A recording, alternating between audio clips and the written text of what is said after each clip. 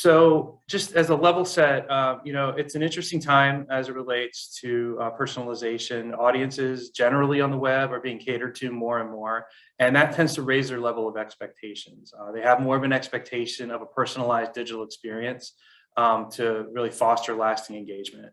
And that does create an opportunity for associations, many of which haven't really begun this path, but we see a lot of possibilities with organizations that really know their audiences and have the ability to glean even more information to create a well thought out personalization strategy. Briefly, I just want to give you a little bit of background about Unleashed Technologies. We are striving and focused on being the best without exceptions or excuses. We've been working in the digital marketplace for more than 14 years. We have 50 certified developers, designers, sales and marketing folks. We've been mentioned in the Inc. 5000 multiple times. We're also with the independent firm Clutch.co. We highly encourage people to check us out on there. We're the #1 ranked digital firm in Maryland. We're also highly ranked in DCM, Maryland, DC area. We're the #1 global ranking in Drupal development. We're also the #5 global ranking for B2B service providers.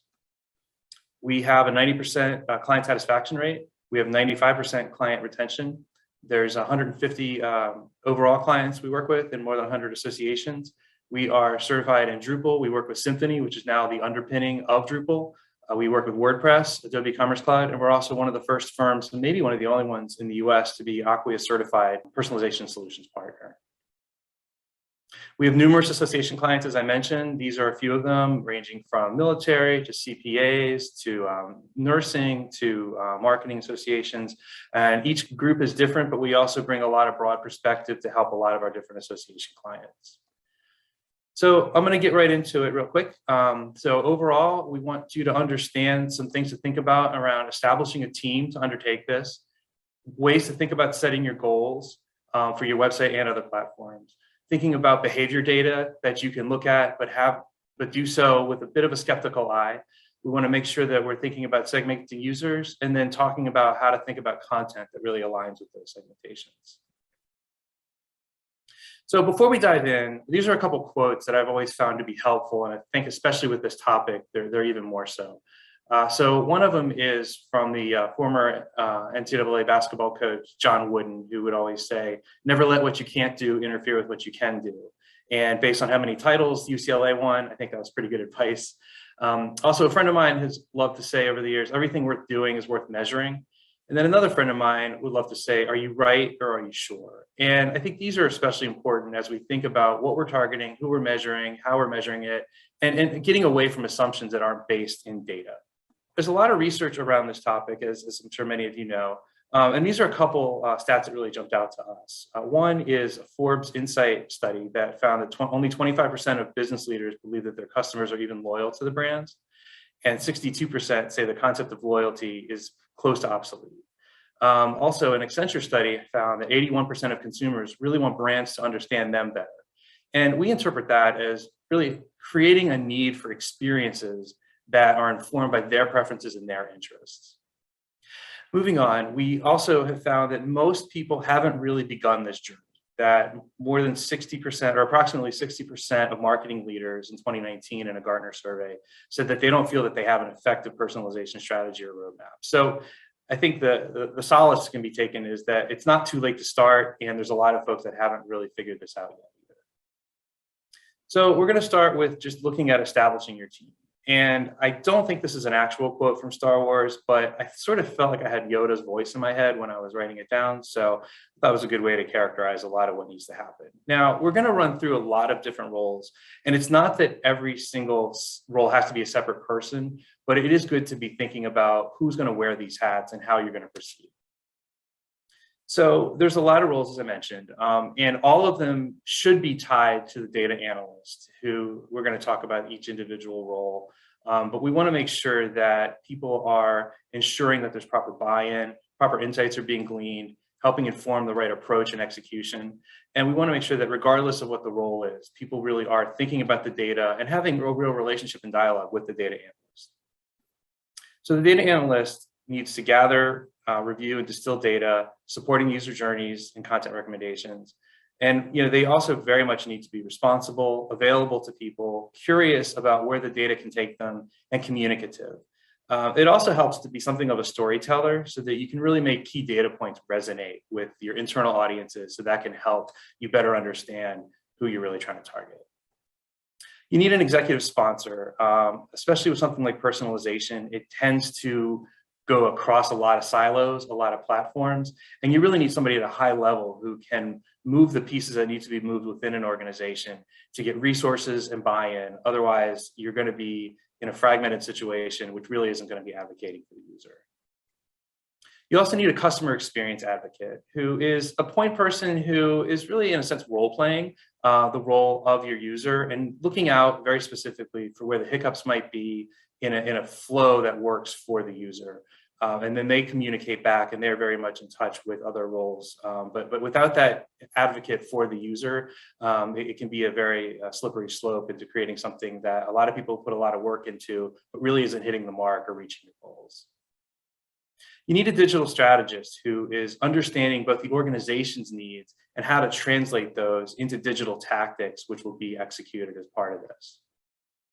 And you need content leads. And I put this in plural for the simple reason that the content effort on real personalization is not something that really one person could handle, or probably should. And it also doesn't have to be or should be limited to text. So video production, writing for different audiences, writing from different content perspectives is all part of this mix. And you also need a technologist who can understand each piece of the technology involved between a content management system, a member association platform, various tools that might pull in, like a higher logic or other pieces. Or we work with Acquia a lot, so a lot of the Acquia tools that would be helpful as well, to really understand how everything fits together early, so that when decisions are being made through plans, that there's nothing that falls through the cracks or needs to be scrambled to be adjusted, so that you can really ensure that seamless user experience. You also need a UX designer, who obviously most people work with one when it comes to website redesigns, and it's something that's a key part of this, and they play probably a more traditional role than some other people in this, but they also have to think in terms of how these different pieces work, whether you're building customized buttons or certain widgets that have personalized content, and just how this all flows together. So next, we're going to talk about setting some goals. And this quote from Henry David Thoreau really jumped out at me. What you get by achieving your goals is not as important as what you become by achieving your goals. And I also thought, who better than a transcendentalist to set up the right perspective on this? This is really a cultural shift for a lot of organizations. And so it's not about checking boxes, but it really does become about how you're embracing this approach and what you can really become as an organization to make that pivot. When you're setting goals, you want to understand what can be personalized. You want to define your key performance indicators. You want to determine the data that's most important. And then you want to develop the cross-platform user journeys that are going to help guide the user experience. You also want to define what can be personalized. So that includes everything from knowing what data you have to inform personalization choices, understanding how you're going to measure success. Can you visually see the content in a context that is what the user would see? So if you're putting content in a certain place, is it competing with something that it shouldn't? Is it making sense as it was intended? And do you overall have the bandwidth to support this type of work from a content perspective? So in terms of defining your KPIs, we really think about these as indicators of the progress your organization is making towards meeting your specific goals. And some of these goals, but definitely not all of them, include looking at increase of membership, increasing of member engagement with very specific content, reports, et cetera, increase of brand awareness for your association, increasing your average timeline, or you're increasing your average lifetime value. So how much does it cost to keep and retain members? And is this helping you to more easily and more effectively improve that situation? And then also engaging the engagement by geography. There's a wonderful opportunity to target your content to where people are, both metaphorically and literally. And then as we're thinking about performance tracking, looking at things like page visits to the membership sign-up page, understanding bounce rates across their journey, tracking their interests across multiple channels, bringing in the data that really helps you understand how they're behaving, what they're looking for, what you can glean from what they would appreciate being given. These are definitely important pieces. Also, obviously looking at web traffic, Google page rankings, how far down on page they go, and understanding at a really deep level what their experience is on mobile versus a desktop versus potentially, a tablet or other devices. You also want to determine what data is really most important to your organization. So looking at a visitor's membership status, understanding the frequency with which they visit your website, understanding the types of content that they frequently visit, both from a content type as well as a category type. So you can really flesh out a lot of user interest by keeping a really close eye on that and understanding if you're really tagging your content the right way. And also if you have certain membership information where they can self-select what they're interested in, mapping that tagging to those interests is also a key piece. Understanding what their titles and organizations are, where they are in their career. I think some people who are later in their career, there's a bit of a shorthand you can kind of get away with from a content perspective, but people who are newer, they may not know exactly what you mean or not know who to talk to about it. So thinking about understanding at all those levels, even if you're a fairly targeted association, is important. And then obviously things like demographics around age, sex, ethnicity, income, marital status. And again, the geolocation is really important. And these are not everything, but these are definitely some key pieces to have put into a plan. You also want to develop initial user journeys. And this is where you're both prioritizing your users as well as thinking about the paths they take through the experience. And so as you're looking to prioritize, you want to potentially use the PI framework, which stands for potential, importance, and ease. So potential refers to where can you really make an improvement from a personalization approach? How important is this? How valuable is this information to the user? And how easy is this to actually execute on and test on? Because if you're not able to test, again, if it's worth doing, it's worth measuring. And if you don't have a clear understanding of how you would measure success, it's really something you should be thinking closely about before you pursue it. And then there's also tools like digital relevancy maps, which is sort of a grid view that brings in your persona information, the funnel stages that people might be going through, as well as whatever content and functionality they might encounter, so that you can have a really great snapshot kind of dashboard view of what the expectation is that you're building for with those users. Next, we're going to talk about reviewing behavioral data. So it's really important with any data you get to be, I think having a baseline skepticism is really important, because it's easy to be led astray by something that seems important, but without understanding the right context, it can really be a challenge, or it can send you down the wrong path, which many organizations have done in the past. So we're going to talk a little bit about what behavior data is. We're going to talk about some gaps to avoid, and we're going to talk about how to fill some of those gaps. So behavior data is any data that's collected as a visitor or a member moves through an association's digital space. And this can include everything from the device they're using, what videos they've engaged with, what pictures, where the content is located. Is it in a silo? Is it embedded with content? Are they using certain forms? What's the user experience with that form? Are they already logged in? Can that data possibly populate that form?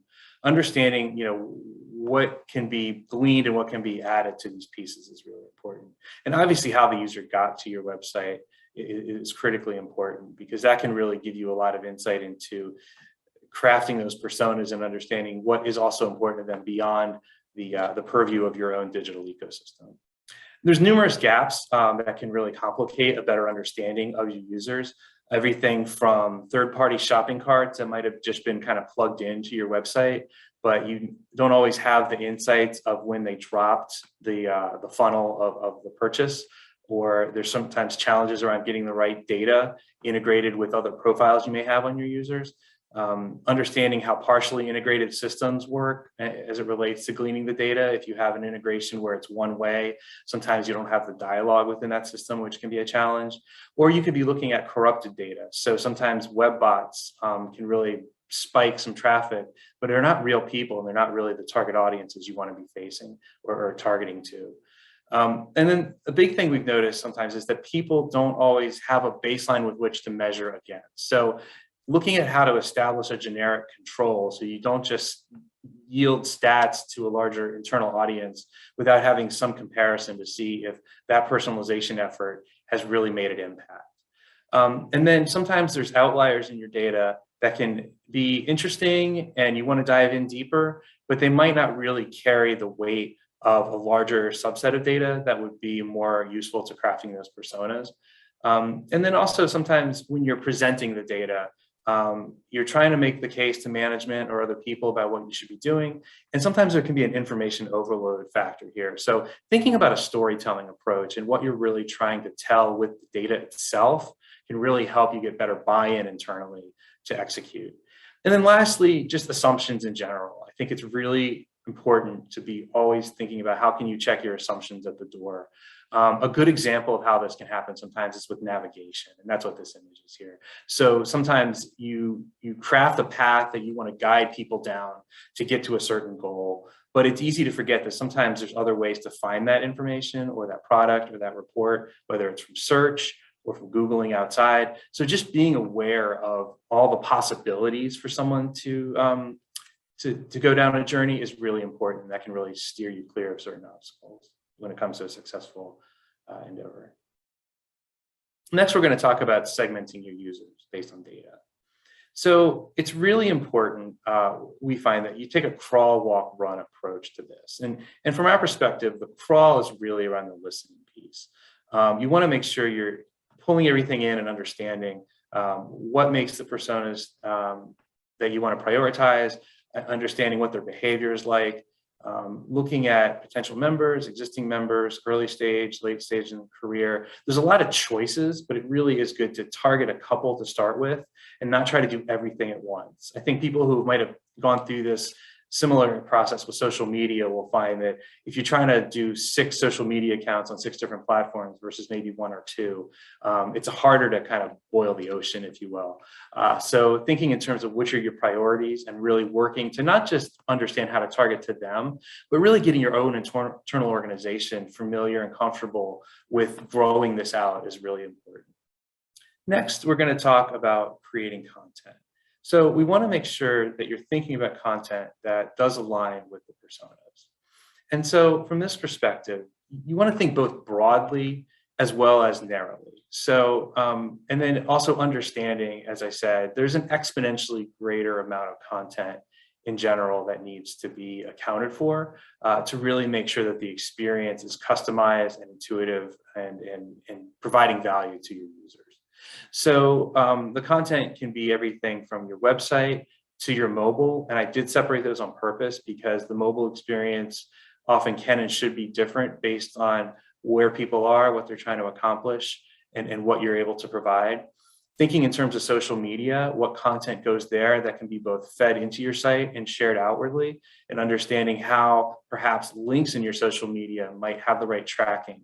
Or sending people to the right targeted page. So if you're using certain hashtags in your social media that might align with some of the attributes of that targeted persona, and then you're driving them to a targeted landing page. These are all pieces to keep in mind. Obviously, your emails, thinking about how targeted you can or should be within that space. Maybe sometimes you're going to do some A/B testing around a couple different topics, or you're going to segment your email by your persona so that you might drive people to generally the same place, but you might have different parts that would resonate better with a younger member versus an older member. So you want to make sure that you're thoughtful and not just driving people to a front door where they are then having to figure out what is actually the most relevant for them or what they need to do next. And thinking about interactive tools as well, especially with associations and looking to be that resource and that support over many years. Looking at things that could help advance people in their career, whether they're starting out or maybe they're trying to retool and reinvent themselves as digital has really taken front and center stage with what people are trying to do. There's a lot of opportunity there to have people be engaged and really draw out a lot of information from who they are, which could help you better craft the user experience elsewhere outside of that tool. And then obviously thinking about other devices, thinking about even like an Apple Watch or tablets or just a lot of different places where the information could flow. Thinking about how you're describing your content is really important. I think every time you have anything over, say, 5 pages, there's a real opportunity there to think about how you might want to characterize this in different ways based on your personas. You could also even take a page out of things like newspapers, where maybe they will often advertise or tweet multiple times in a day on the same article where they're giving different pieces of that picture. Looking at things like product summaries, if you have those, or your blog posts, these are also very important. And obviously caffeine is a real good investment around this time because there's a lot to do, and I don't think you can ever go too deep if you really are on track with the stats and with the segmentation. But it is something that you want to be thoughtful on. You want to make sure that you're not rushing it, that you're thinking about all the pieces, including the metadata that sometimes gets lost in the shuffle. And you also want to think, in addition to the broad perspective, you want to think about narrow, subtle pieces.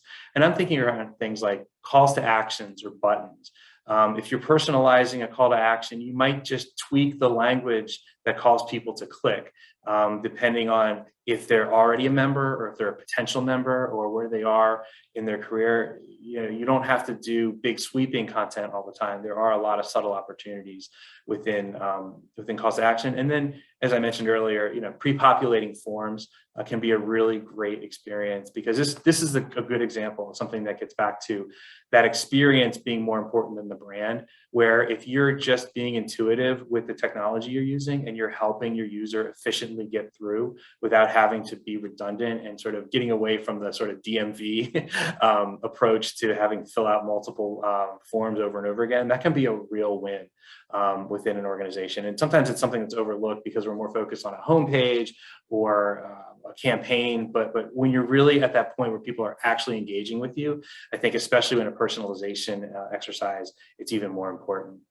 And it's also just important to think about how many touch points you have with those user journeys and where you could customize content. And maybe you don't do it all at once, but you start to look at where you could over time and then develop that sort of prioritization. And then you can also develop an editorial calendar that is defined. Each calendar is sort of defined for the persona. And this is a really good opportunity to sort of have a rubber meets the road situation where you can stress test the content by visualizing it from a calendar perspective just to see what is going to be showed. But it doesn't have to be completely done at this point. It helps you align your efforts around different activities. And so again, similar to social media, sometimes working around a reel or a contrived event can be really great around an announcement, an event you're hosting, promotions, the release date of a report. These are wonderful times to really focus a persona approach, a persona-based editorial approach. And as you're doing that, it's really important to think about a couple key questions, like who is this content really serving?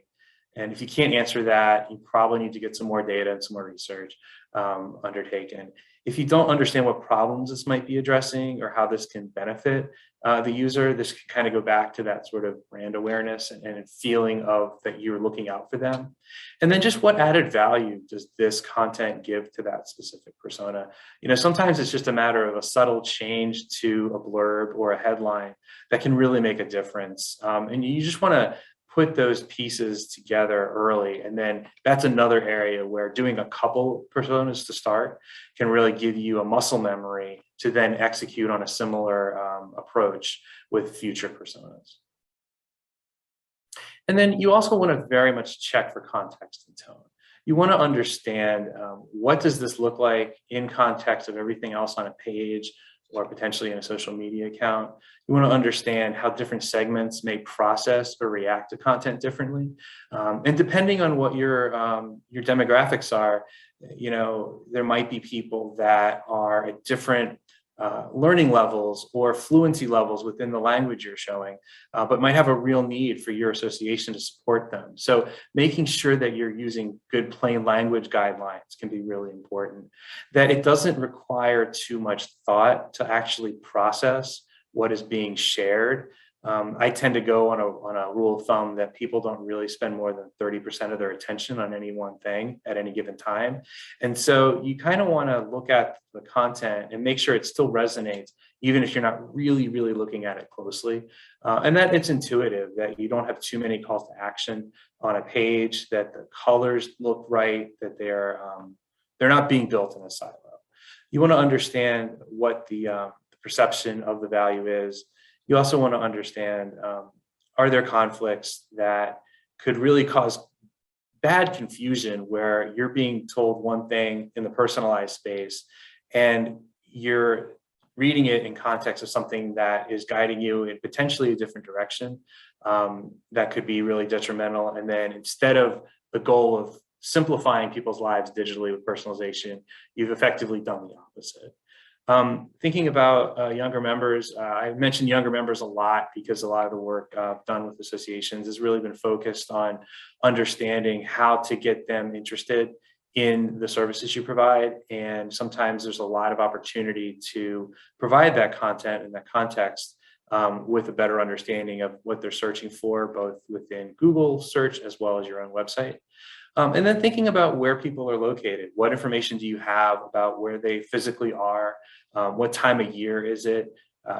Sometimes people repurpose content and there might be a legacy reference to a season. These are things that easily slip through the cracks. And so you just want to make sure that it looks like you're really paying that close attention, because this really is an initial introduction sometimes to having a deeper conversation, with your audiences.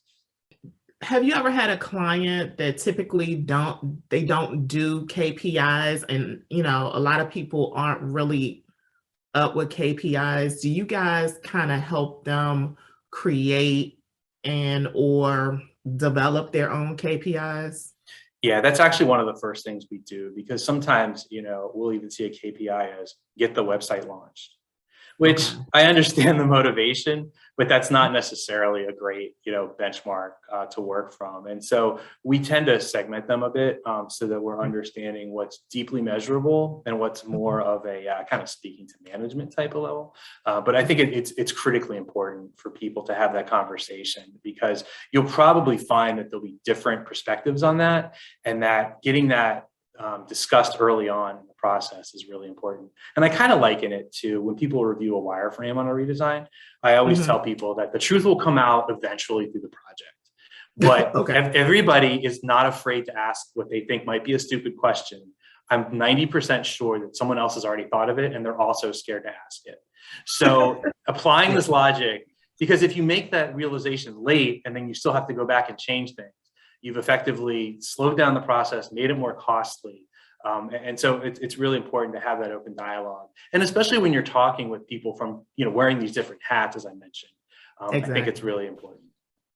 Yeah, especially when you have companies that have smaller IT departments and, everybody has input everywhere and everybody has their own technology hat. So, yeah. Have you come across any clients with just wrecked websites and you were like, what did they do? I love those. I joke internally that the bar is low, right? Your before and after shots are going to be wonderful.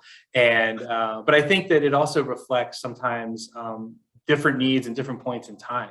Some of this technology wasn't as advanced as it is now. And so people don't tend to redesign all the time. We do recommend kind of an iterative approach to improvement, but that isn't always the case, obviously. So you have everything from mergers to changes in leadership, changes in technology platforms. We work with open source technology partly because it is so prevalent. So it's something that people can kind of keep working with, and it makes integrations with a lot of platforms work better.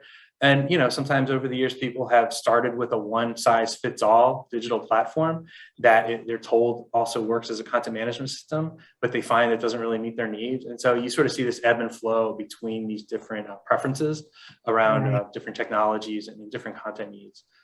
So, yeah, I think it's something is always messed up somewhere. because of just the nature of how you need to, keep progressing. And there's always room for improvement. I used to work in the newspaper industry, and there was a famous sports writer named Shirley Povich who would say, the story's never been written that couldn't be written better. And I think that's a really good way to think about everything. I also had an editor who once said, I never thought it was possible, each paragraph worse than the one before. I'm just glad he wasn't talking about my story, but I feel like those are good bookends in the same kind of premise. So, So you have some real good content feedback to help out with people as well. I've been working as a web producer off and on for about 25 years. And so most of my perspective tends to be for advocating for the web producer, mostly because I find that if they're not in a situation between the general understanding and the tools of how to do their job effectively, there can be a kind of a fatigue and a resentment. And so that really manifests itself, especially towards the end of that content editorial process, where they'll get it up and then they don't necessarily have the energy or the focus to put all the metadata in that really can support a lot of general web best practices. And so that's just generally without a personalized site. So then when you're talking about the exponential nature of possibly 4 or 5 times that amount of content within certain sections, it can really take a toll. Okay. And also for those who are not technologically inclined to understand, what is metadata? So metadata is, you can think about it as the content that is in your website, but not on your website. So if you're searching Google and you see a description, that content is it's scraped from in your website in the kind of code, but it isn't always published on your pages. And so when you're thinking about what descriptions you're putting into certain fields in your content management system, you want to think about it as almost selling your content, because people have choices to make. And so you want to make sure that you're giving the best articulate, concise summary of that content. And that appears in places like the description, the title tags, a lot of those pieces. And I put my information in the chat. Feel free to email me directly. I think this is a wonderful opportunity. As that 60% slide, I really feel like tells a large story, and we have the experience and the partnerships and the general curiosity that is required to really make these projects work well. So appreciate everyone's time. Thank you very much. No, thank you so much, Chad. I think you kind of woke some folks up. And I did want to make the point that simple is not easy, but it doesn't mean it's impossible. So, right. Even if people just want to vent, I'm happy to talk. Thank you. Oh, that's cool. And guys, if you want to continue the discussion with Chad or members of Unleash Technology, don't forget to go down to the function area and hit drop and business card, or request a meeting in the booth tile for Unleash Technologies. Okay. And I'll also be there Monday in person at the 8:30 to 1 o'clock event. So if people want to meet up then, I'm happy to chat there too. Cool. Thank you so much, Chad. Thank you.